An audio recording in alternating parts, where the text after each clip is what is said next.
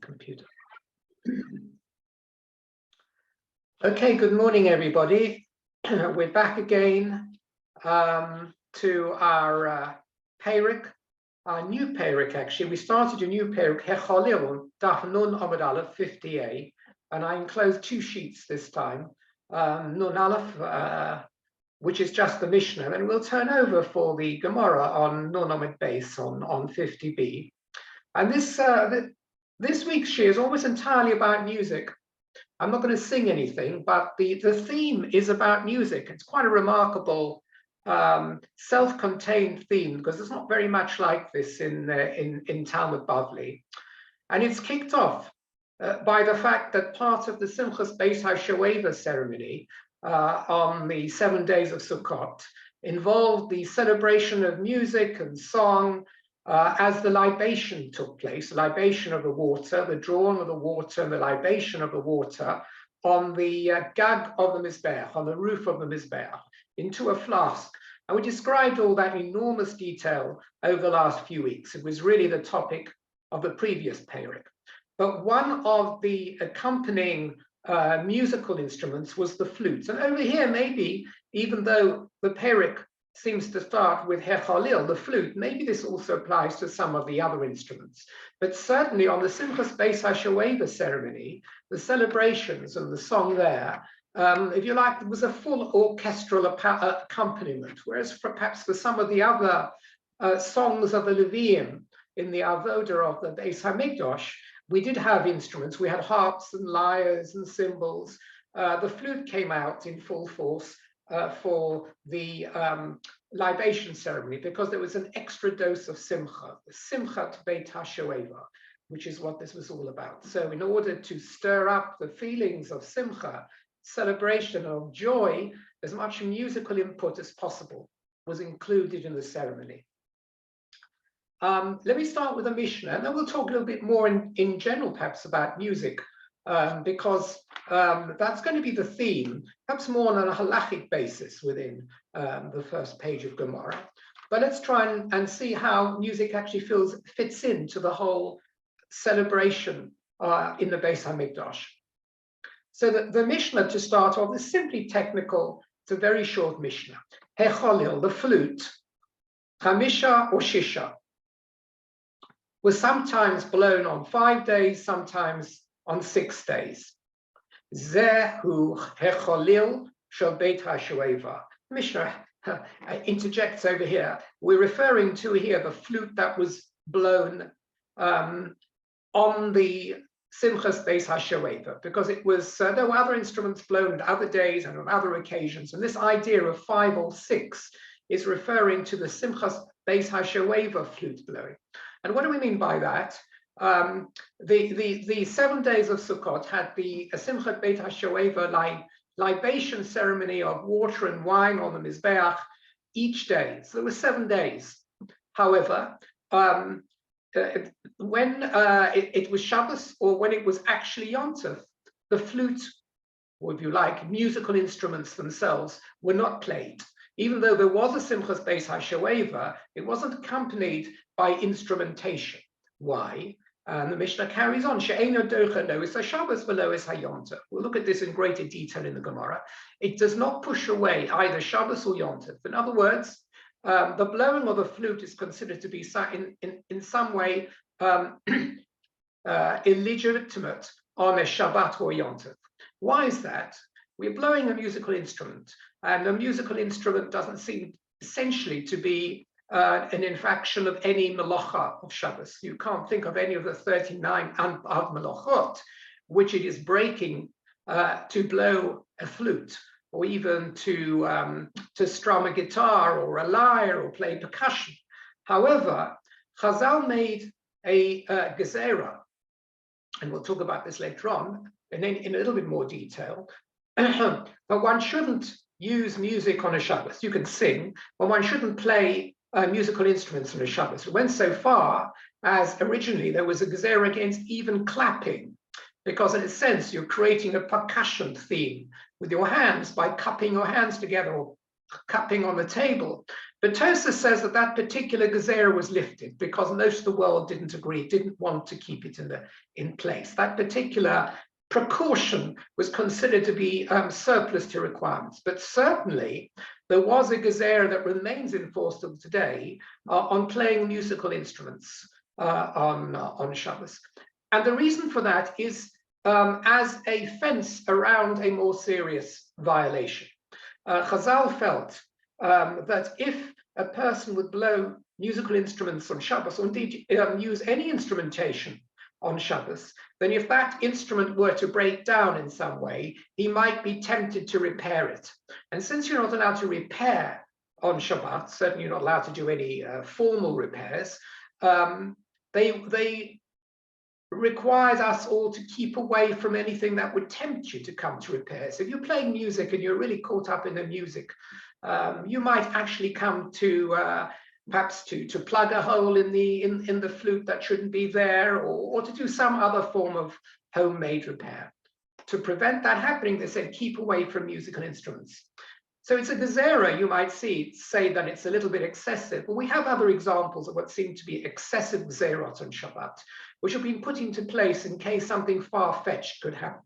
It's a bit far-fetched to say just because your violin would break in half that you might be taking it to a violin repair shop on a Shabbat. But you might be prepared to put some sellotape over it in some way to do a tikkun, and they didn't want you to do that.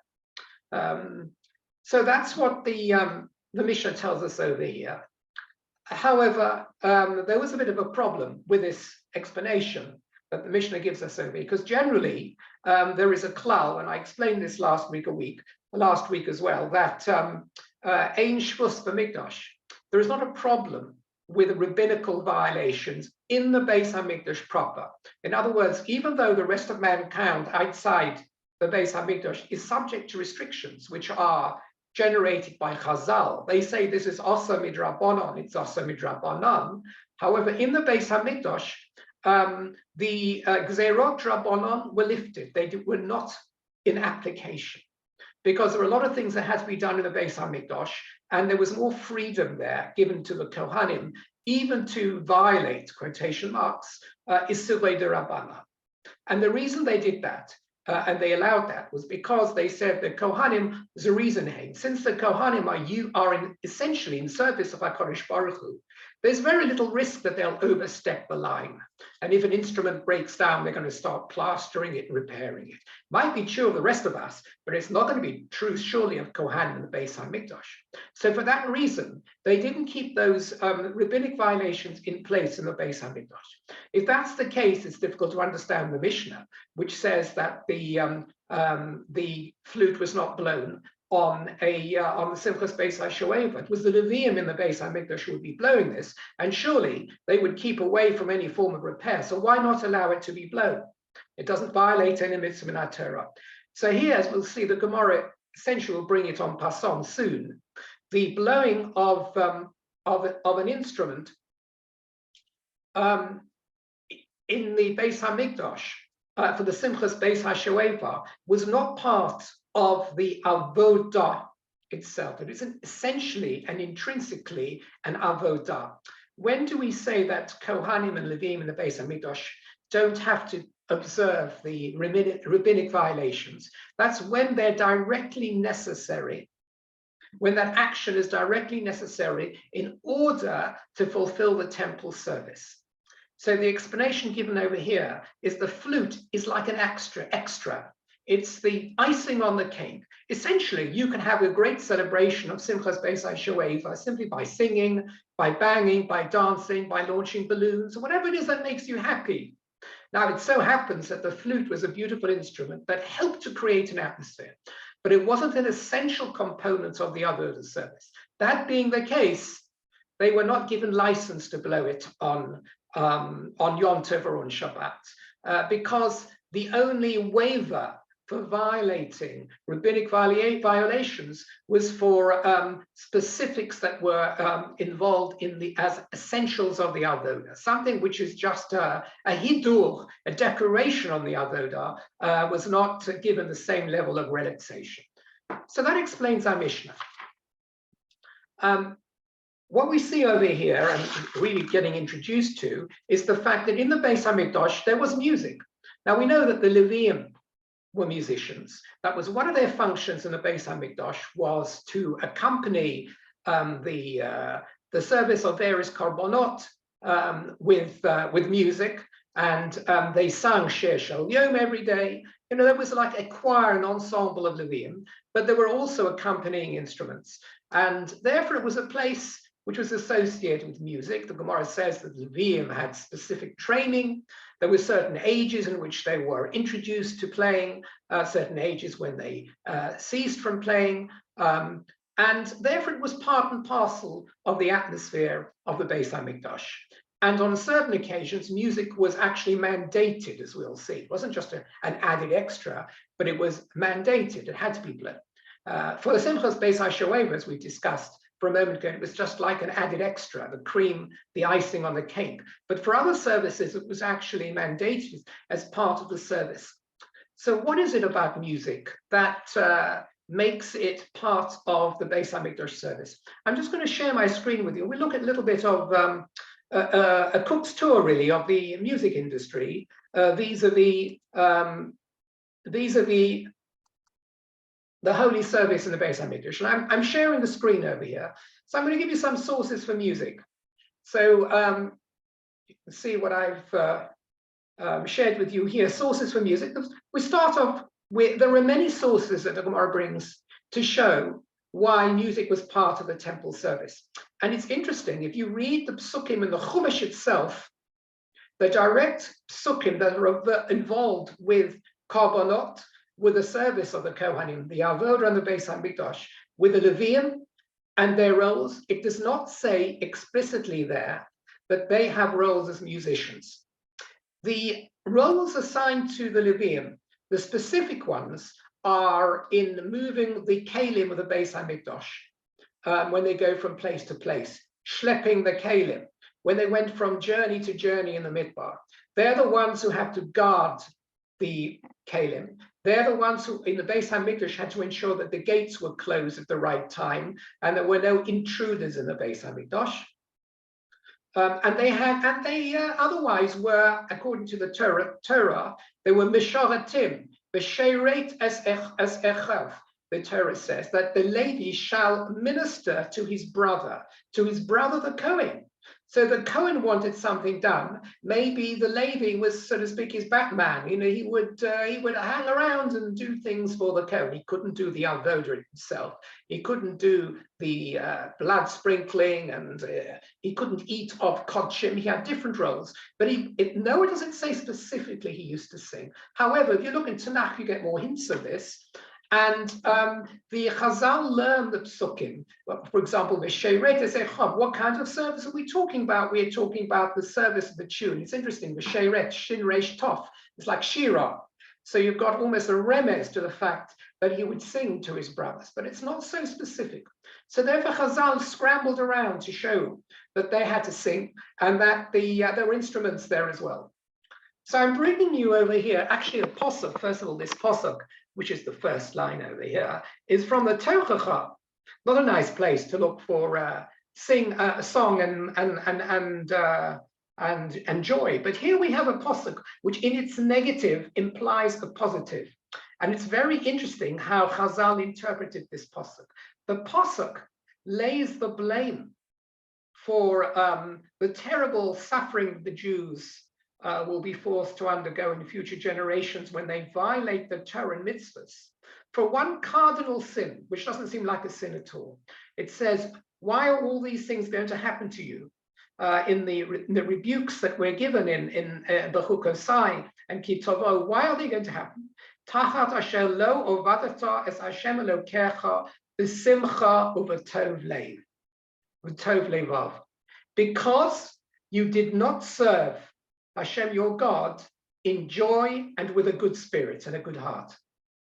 As a result of that, we are going to be exiled amongst the nations. We're going to suffer distraction, discrimination, dispersion. Seems like a very heavy punishment for a fairly minor sin.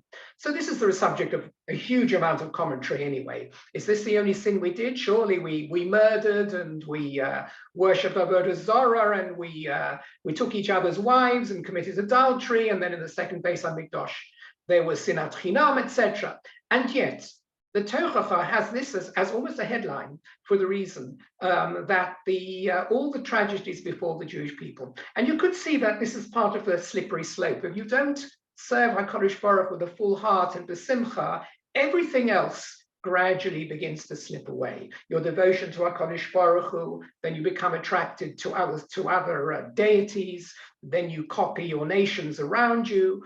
This is the beginning of a slippery slope. To be loose in your avodas Hashem.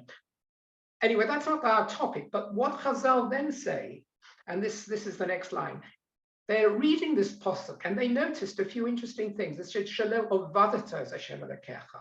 You didn't serve. Now the word avoda is also a word used in the Beis HaMikdash. Avoda, the avoda is the avoda of the Kohanim on Yom Kippurim. Avodas Yom Kippurim.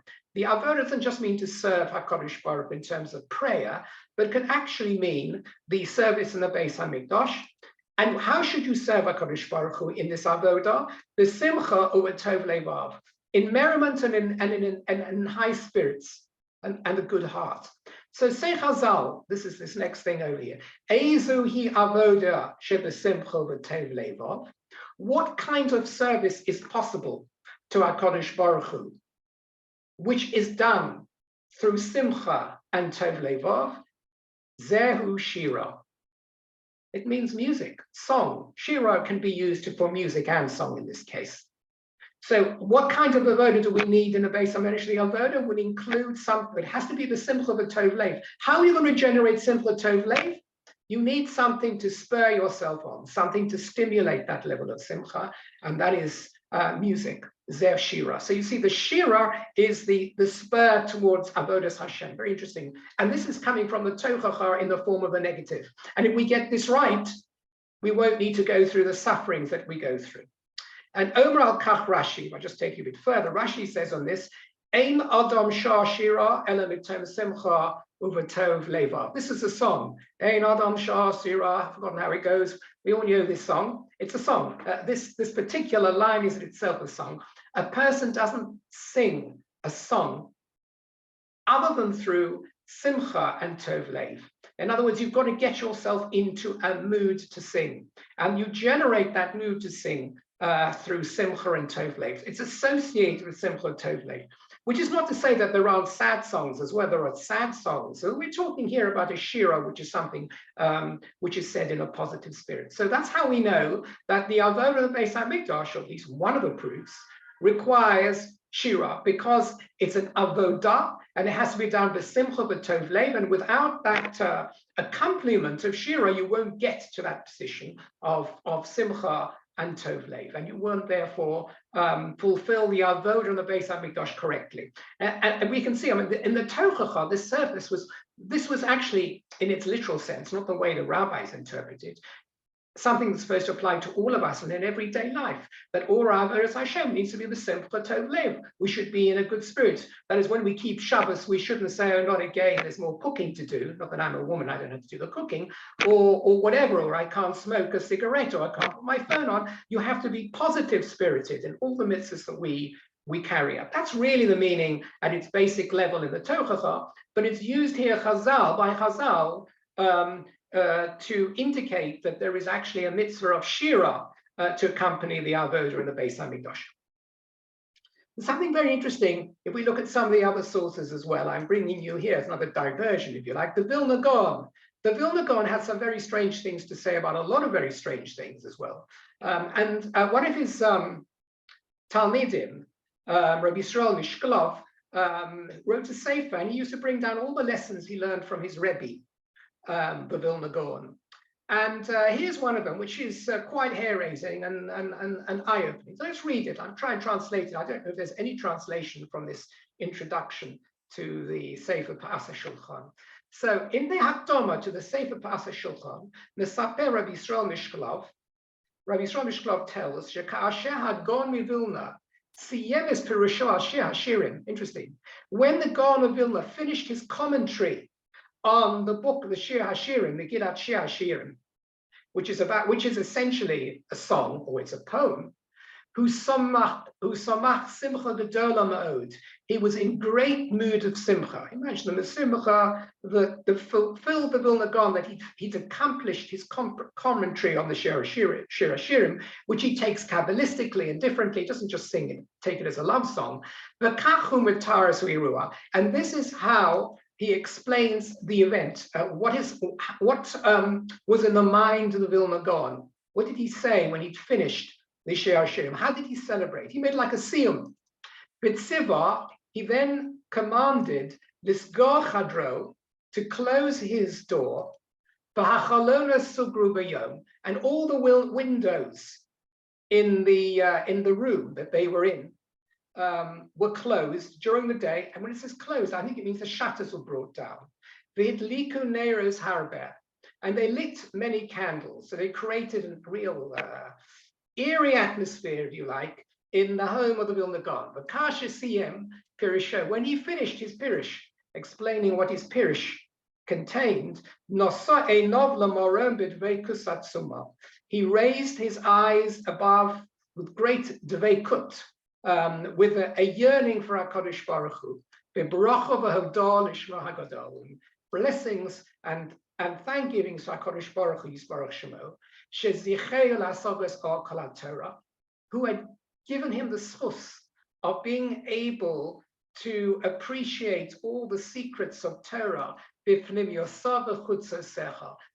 pnimius and the chitzionis. In other words, both the internal meaning of Torah, the hidden meaning, and also the esoteric meaning, and the meaning, the apparent meaning.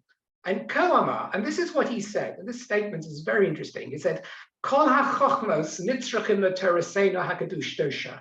Every form of wisdom is needed in order to understand our holy Torah, ukolulim ba, and they are all included within the Torah, perhaps explicitly or implicitly.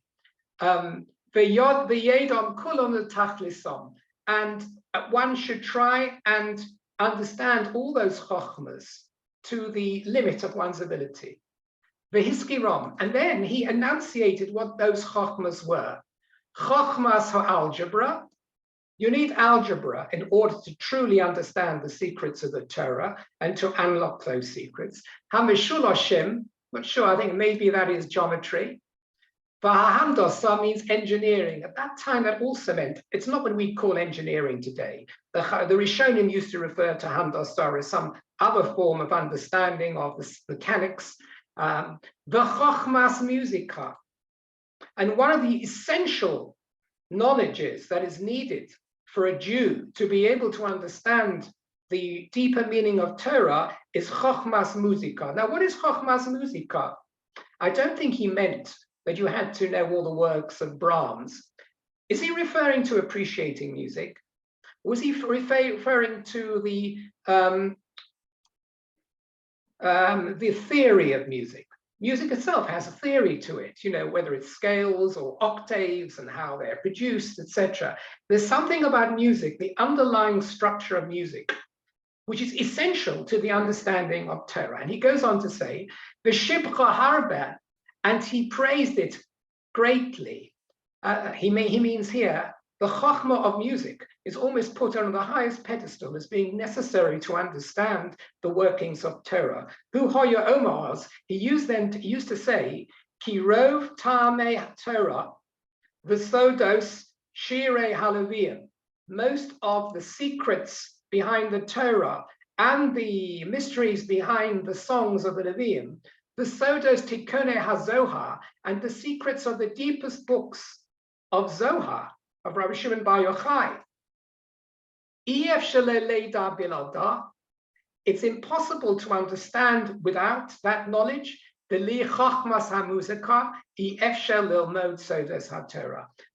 understanding music, it is impossible to understand or appreciate the secrets of Torah.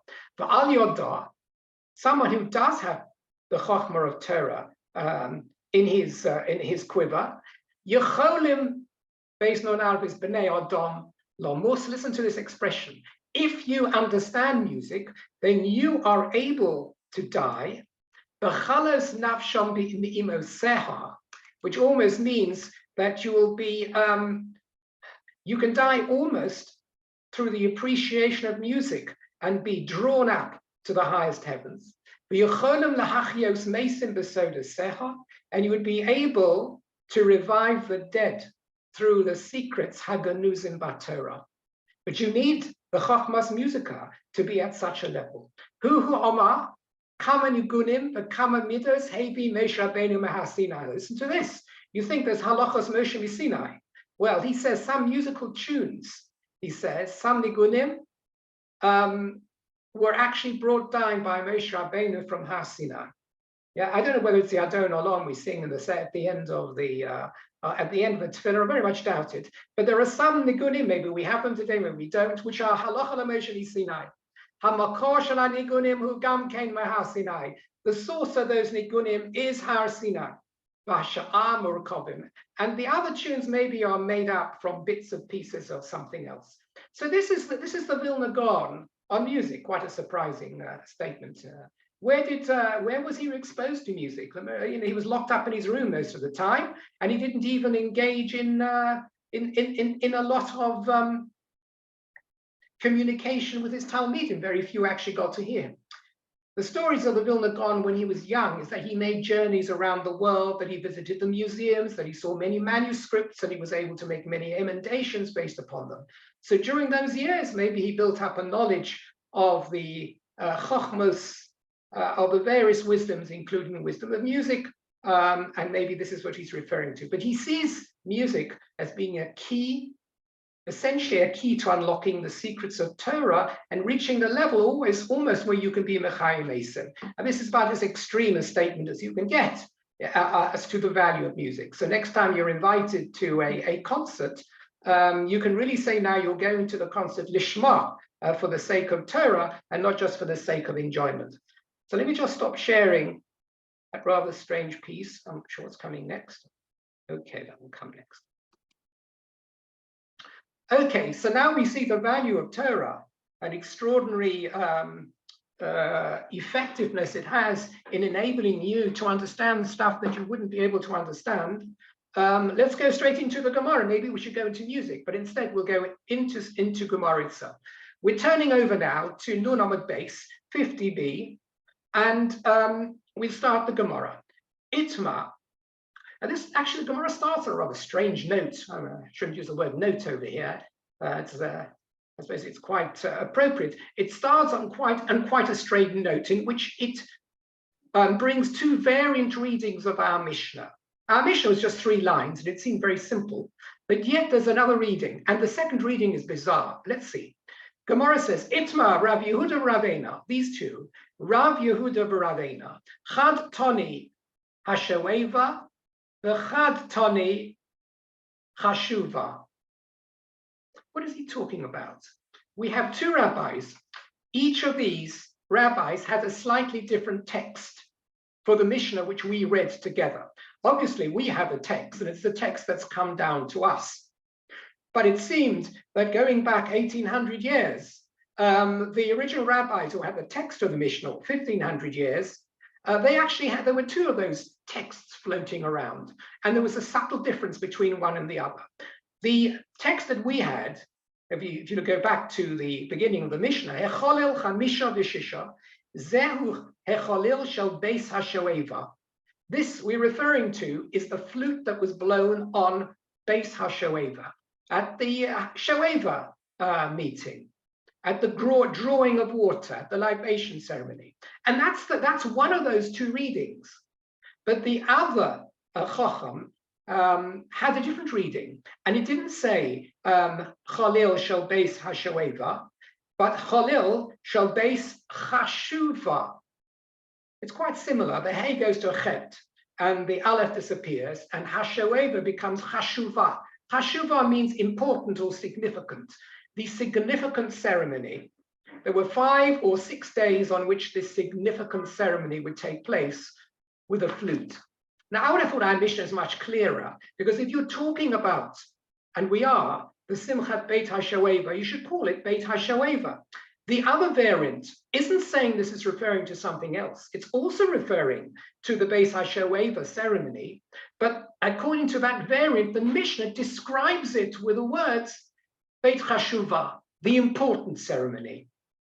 And now the Gemara goes on to justify both of these variant readings. Sometimes the Gemara will say one is right and one is wrong. You know, this one doesn't make sense. So clearly reading one, variant one is the correct one, variant two is the incorrect one. It does seem like Hashoeva is a more obvious one, but the Gemara is going to defend them both. Let's see how the Gemara defends both readings. Amar Mazutra said the following: Man de tani shoeva lo mishtabesh, uman de tani chashuva lo mishtabesh.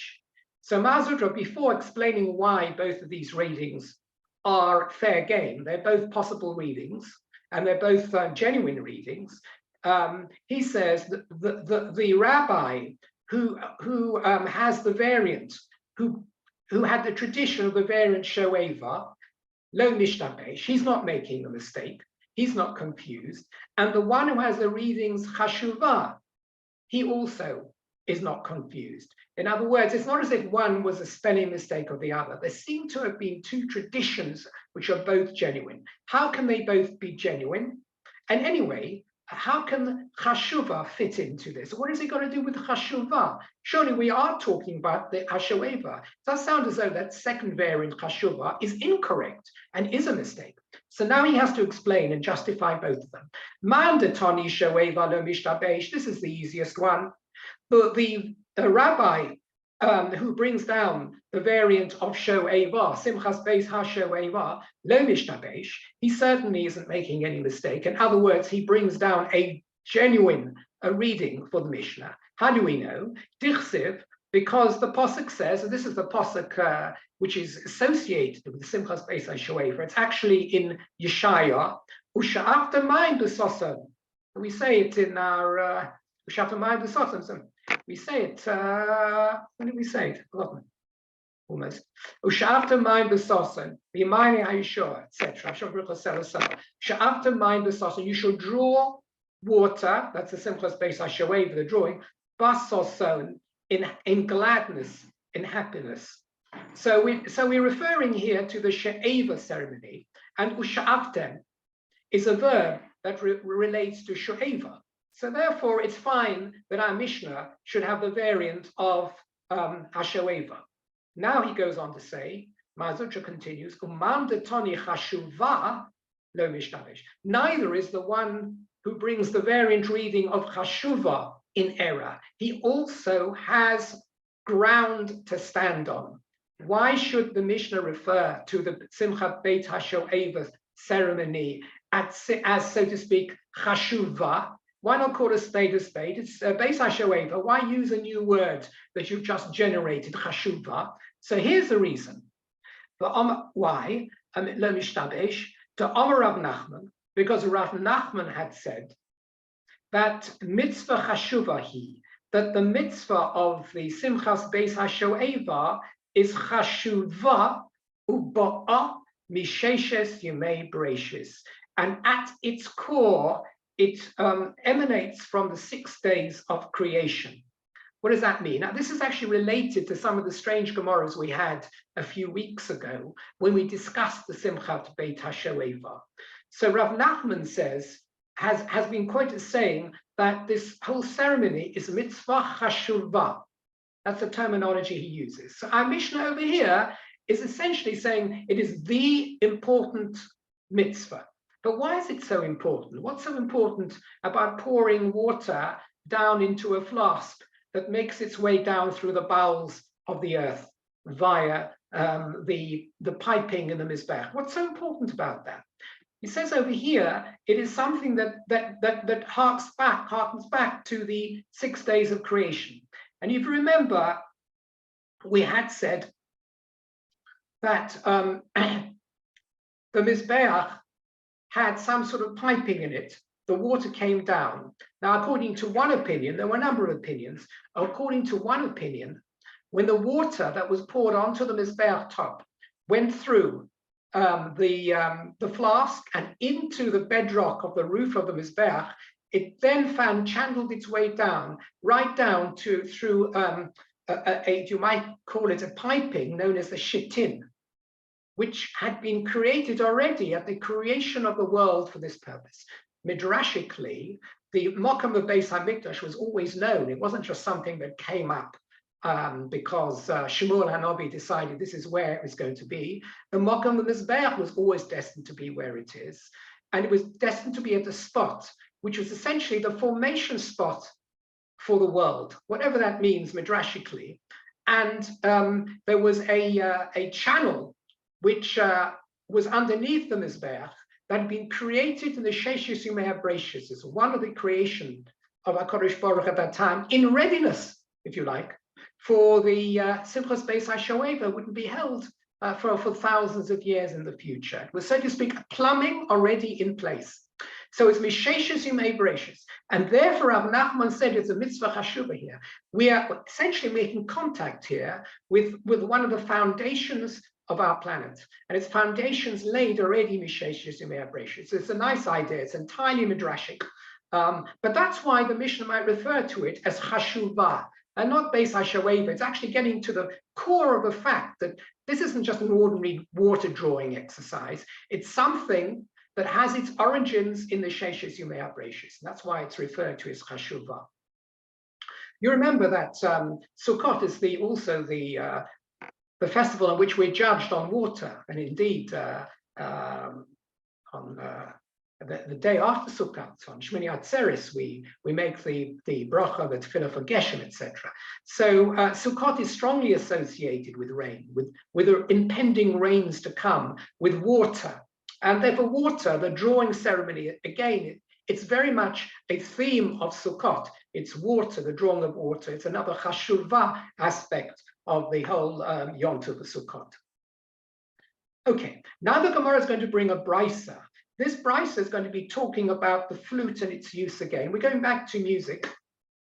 And it's going to take us not just to the Simchas Beis HaShoeva, because the flute was one of those beautiful musical instruments that was used on other occasions as well, not just at the Simchas Beis HaShoeva. So this next brisa is a general one about the usage of the flute. So says the Gemara now, Tana Rabbanon, our rabbis taught, just one second, that's the top resh at the end of the line 6 or 7 from the top of the second sheet, top resh. Our rabbis taught, so this is a Tanaitic source of brisa, which says the following, Hecholil, the flute, docha es ha-Shabbos. It is docha as the Shabbat. It puts away Shabbos, which means you can blow it on Shabbos. This is not the same as our Mishnah. We said in our Mishnah that you wouldn't be able to blow the shofar on Shabbos, the chalil, the flute on Shabbos or Yom Tov for the Simchas Beis HaShoeva. The Gemara will deal with that. In fact, the brisa itself will deal with that in a few lines. That will be different. We are now referring to the other usages of the flute in the Beis HaMikdash.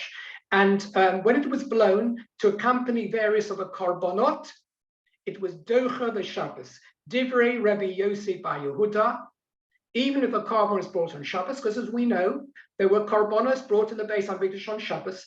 The Torah lays out a whole Seder Avot that applies on Shabbos and Yom Tov as well. We don't say that on Shabbos and Yom Tov the gates of the Beis HaMikdash are closed and no avodah takes place because it's Shabbos. They did take place. There were specific avodas that took place. Some of them required music. And according to Rabbi Yossi bar Yehuda, the flute could be blown and we didn't need to worry about the fact that it might break and you might come to repair it. None of that at all. It was fine. Now that's Rabbi Yossi bar Yehuda. But then v'chachamim omrim, Af Yom Tov Eini Docha. This is a diametric opposition to the position of Rabbi Yosef bar Yehuda. The Chacham is saying not just on Shabbos, but even on the Yom Tov, you cannot blow the flute. You have to make your music by singing and other forms, but not on Shabbos and Yom Tov, just on weekdays. So we have a machloket. Rabbi Yosef bar Yehuda says Shabbos and Yom Tov, it's fine to blow the cholel in relation to not to the Simchas Beis HaShoeva, but other requirements. And then we have the Chachamim, the majority of the sages, who say no, not only not on Shabbos. And when we say not only not on Shabbos, it means Shabbos is more severe penally in the Torah than Yom Tov. Not only may you not blow shofar on Shabbos, which is the most severe occasion, but you may not even blow the Chalil on a Yom Tov, which is a less severe occasion. So here we have a machlokas. That's the machlokas Tanoim. And that's the end of that particular brises. There is a machlokas. Can you blow the Chalil on Shabbos and Yom Tov, or can you not? And so you follow in that Tanaitic argument. But the Gemara now works on this argument to try and analyze it more carefully, this machlokas that we just mentioned. Amar Rav Yosef. Rav Yosef says, let me try and put this in context. Hamachlokas, this machlokas that we've just seen between Rabbi Yossi Bar Yehuda and the Chachamim, can you or can you not blow the flute on a Shabbat or a Yom Tov? That is b'shir shel korban. That is just when we're referring to the music to accompany a korban. For the korban Talmud, b'shachar and bein harabayim, there was music twice a day. And that's the context of the machlokas, that in relation to the blowing of the flute, which is needed for the korban, according to Rabbi Yossi Bar Yehuda, the Talmud that was brought on a Shabbos and Yom Tov was allowed to have the accompaniment of the flute, and according to the Chachamim, the Talmud music was not allowed to have the accompaniment of the flute. You could sing, but you couldn't use instrumentation. Why is there such a difference? And we'll see. What is the basis of this difference of opinion? He will now tell you. De Rabbi Yossi Salva, because Rabbi Yossi, who is permissive and says you may use the flute, even on the Shabbos and Yom Tov, to accompany those korbanos, he holds Ikar Shira B'Kli, that the essential part of a musical service, and this is going to be the basis on which we will go forward to discuss what music is in the Beis HaMikdash. The essential component of music in the Beis HaMikdash is kli, is instrumental. And therefore, the avodahi. And therefore, when you're making music to accompany a korban, since instrumental music is the key component, it is avodahi. It is considered to be a necessary avodah in the Beis HaMikdash.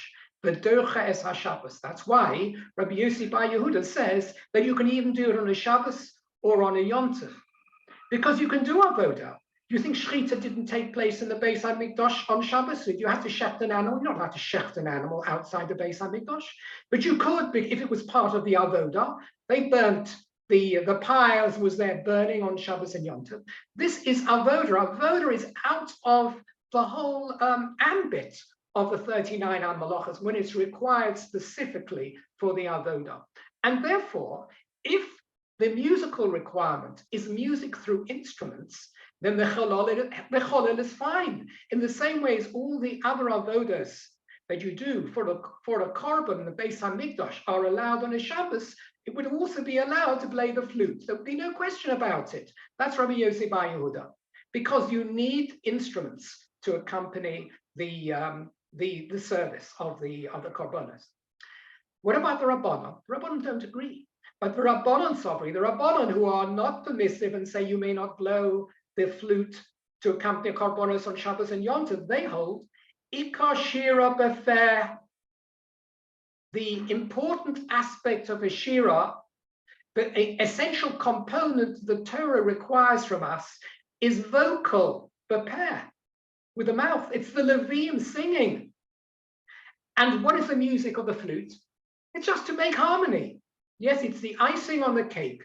That's all it is, according to this view. If you say that Ikar Shira Beper, the music that is really the essential component is vocal, then the flute is just the icing on the cake. And therefore, it's not going to push Shabbos away, because we said much earlier on as well, then it's something that's only an added extra, just a bonus. then we don't say you can do it in the Beis Hamikdash on Shabbos. It's only if something is a specific part of the avodah service, of the actual avodat Beit Hamikdash, only then. And therefore, according to Yossi Bar Yehuda, since the music has to be done essentially with instruments, therefore you can use the flute. According to the Chachamim, the essential component of music the Torah requires is singing. Anything else is just an added extra, and the added extra is not something you can do on a Shabbos, on Yom Tov. So that will be the basis of the machlokas. Avo she'esha sho'eva l'divrei hakol simcha hi eina derechos Shabbos.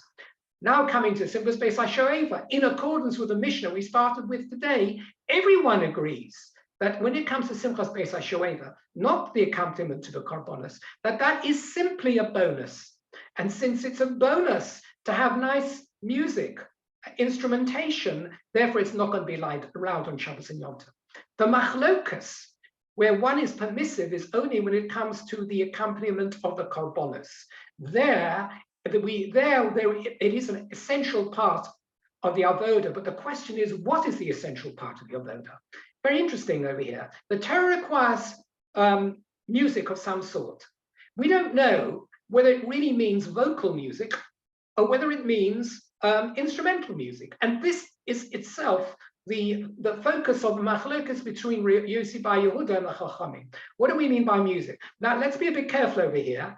It's nothing to do with our personal tastes. Some of us may prefer choral music, even unaccompanied by instruments. Some may prefer instrumental music, and you may have opinion which is the nicer of the two, which you rather live with. It's nice to have both, but if you had to choose, which one would you prefer? The machlokas over here isn't to do so much with taste. The two Tanamo here trying to get to the bottom halachically of what the Torah really mandates when it requires musical accompaniment of some sort that will bring simcha into the temple service. Does that mean vocal? Does that mean instrumental? And this may be some machlokas that isn't entirely due to personal taste. It's how do we interpret the words of the Torah and the intention of the Torah over here? Do we say that it means music, instruments, or does it mean vocal? I mean, and you can see it. This has a nafkamina. It has a halachic outcome. There are differences that emerge from this. If you say that instrumentation is necessarily the necessary component, you can use it on Shabbos and Yom Tov. That is what comes out of this. If you say it's only the added extra, you can't. Similarly, I guess I would say, although the Gemara doesn't mention it, if you say that instrumentation is the important component and not vocal accompaniment, then if you had, for example, all the Leviim go down with tonsillitis at the same time, none of them can sing. Well, it's not a problem, because if you say Ikar, Shira, Bekli, then you have your instrumentalists who are playing along. Normally you have a Leviim singing, so they won't sing today, they'll recover, but you've got your instruments, you've got your flutes, etc. Alternatively, if you say that it's really the singing and the singers are fine, but there are no instruments available. They've all snapped. They've all rotted in the rain or something like that. That's fine. The Leviim will sing, and they won't be accompanied. Now, the ideal is that both of these happen, but over here we're trying to see which is the essential part of the service. The non-essential part of the service is not going to be Derech Shabbos and Yom Tov. If it's an instrument, where there is a problem that you might come and repair it, that's not going to be Docha. But if it's a necessary part of the service, there'll be no problem. So whether Ikashir B'Kli, Ikashir B'Peh, that is the Nakudat HaMachlokas over here between Rabbi Yossi and the Chachamim. We just I was going to share a screen on something. Just see what it was. Altogether forgotten myself.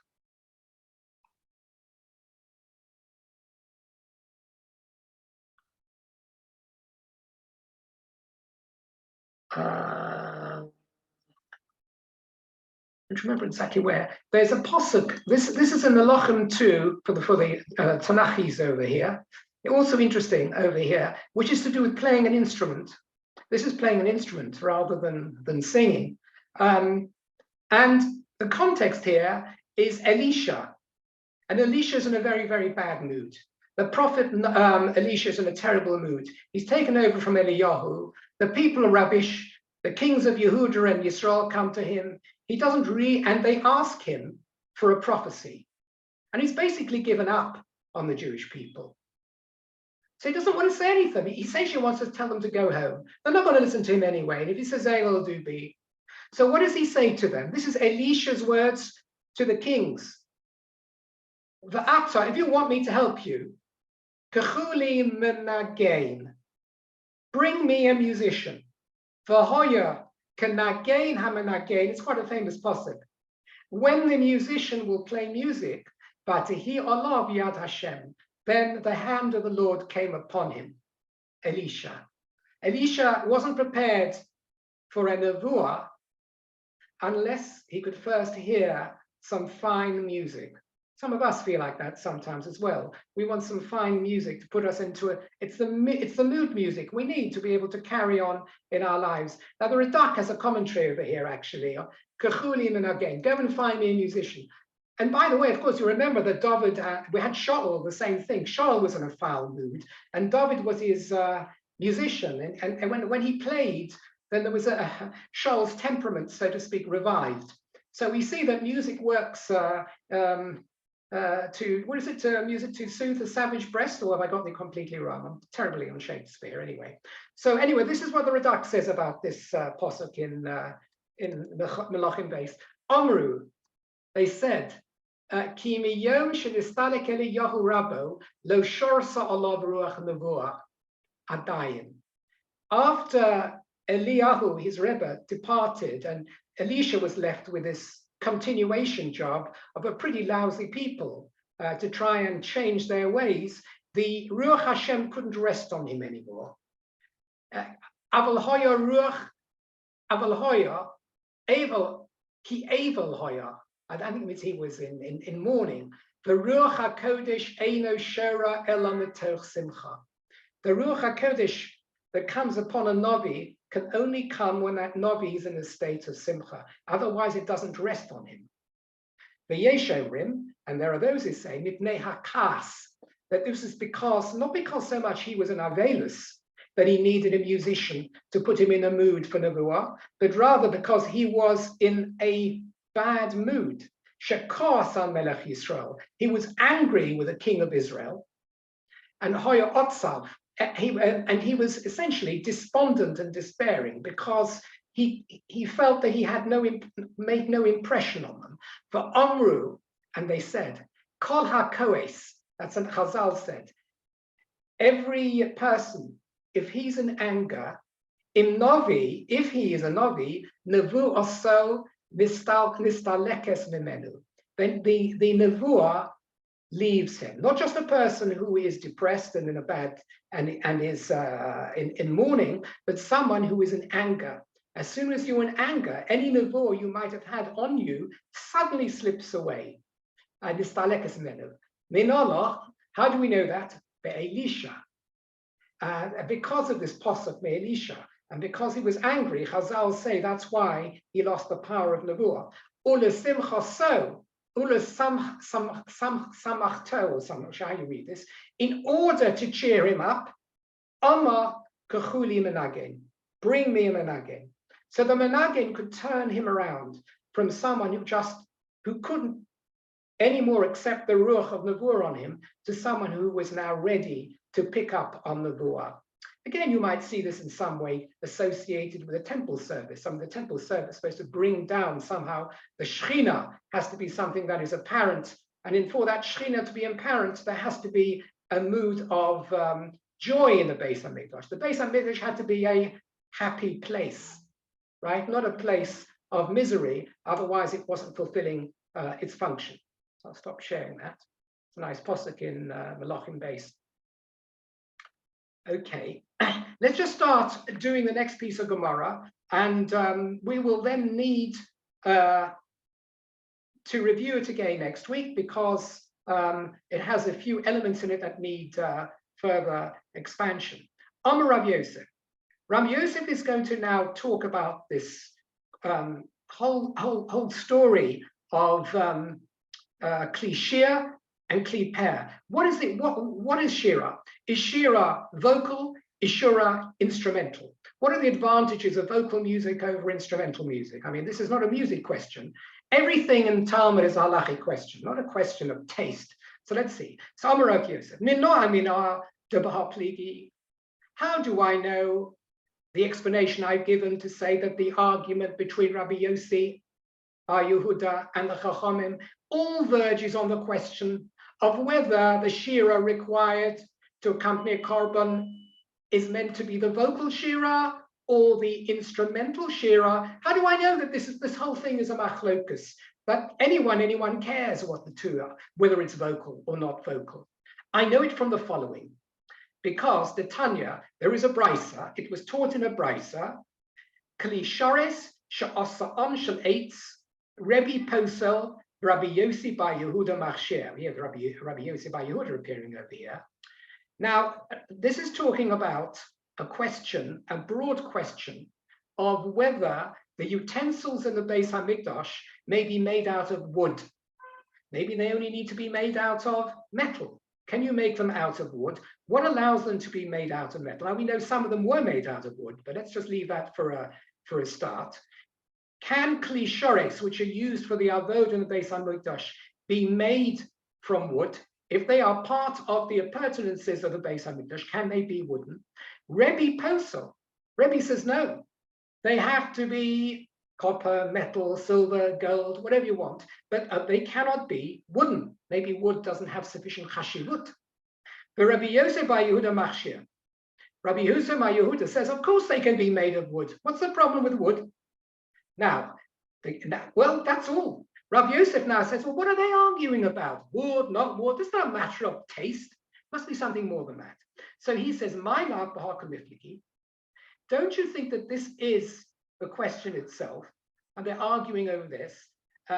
Man de Machshir, the one who says they can be made out of wood, Sava ikashira bichli. He is the one who also would hold on a completely different halacha, that the form of music required in the Beis HaMikdash, the essential component is instrumental. How is that going to make any difference? What's that going to do? Remember that if you are going to say that the ikar is bekli, and this is Rav Yossi Bar Yehuda, that is the main instrument, the main form of making music. If you say that, then you need the flute. What was the flute made of? The flute was made of wood, I can tell you, just in case you didn't know. It's taken for absolute granted that musical instruments of this form, the reed instruments, if you like, were made of wood. And therefore, according to the view of the one who holds that instrumentation is necessary, since instrumentation is wood, it seems that any kli, shores in the Beis HaMikdash should also be able to be made of wood, according to this opinion. He extrapolates. How can you say you can't make them out of wood? Of course they can make them out of wood. After all, an essential component of a Beis HaMikdash service was made out of wood. What was that? The flute.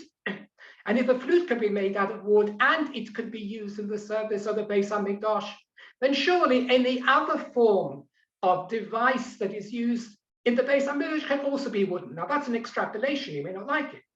Maybe a flute has its own rules and everything else has its own rules. But the Gemara is going to say that the other opinion that says that you cannot make it out of wood holds that the essential instrumentation is the human voice. And therefore the flute is irrelevant. The flute was never a kli shores at all. It's just a nice added extra.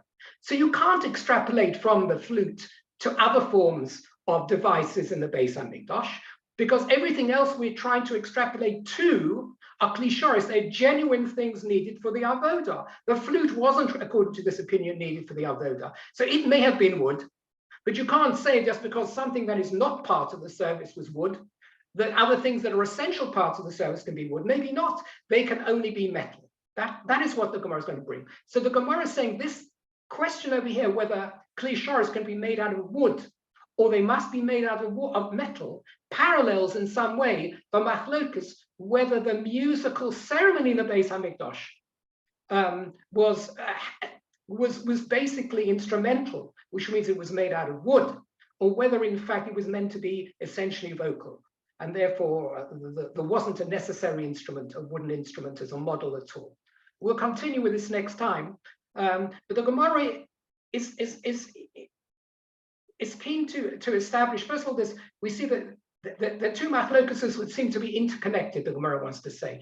The machlokus of whether the music is really clay shear, or whether it's the voice, is interconnected with the machlokus as to whether instruments, any form of vessel in the Beis Hamikdash, may be made of wood, or maybe it may only be made of metallic substances.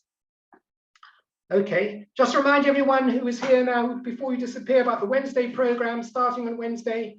Come along, to be very exciting. Rabbi Breitovitz for the first year. Now I can see Robert Wolf is holding out some sort of prop. It's not his hand, it's a prop, by the way. Very good. He's had carpal tunnel surgery, so he wants us to feel sorry for him. We feel very sorry for you. Next week. Okay, and see you again. See you soon. Thank you, Eli. Shkoyach. That was fascinating. Beautiful. Thank you so much. Thank you.